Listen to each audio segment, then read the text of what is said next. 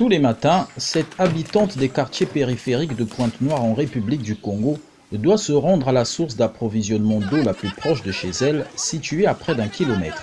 Elle doit s'y rendre très tôt pour ne pas avoir à faire la queue. Pour avoir de l'eau, il faut sortir à 4 h du matin et là-bas, il faut se chamailler, il faut se bagarrer parfois.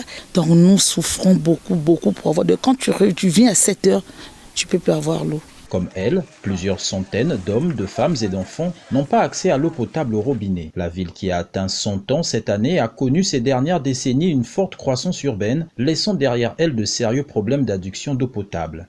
Depuis, certains ont opté pour la construction de forages privés. Là maintenant, nous partons à 7 mois, l'eau ne sort pas. Vous pouvez même aller filmer là où il y a la pompe. Donc j'ai eu 3 pompes chez moi dans la même parcelle. Il faut changer, il faut changer.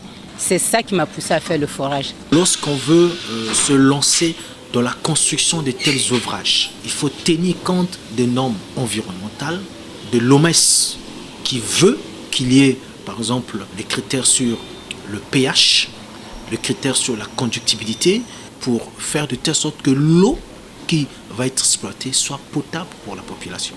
Ici, comme dans plusieurs autres régions du pays, la production en eau est estimée à 64 800 mètres cubes par jour, alors que le besoin en eau s'élève à 110 000 mètres cubes, soit un déficit d'environ 45 200 mètres cubes par jour.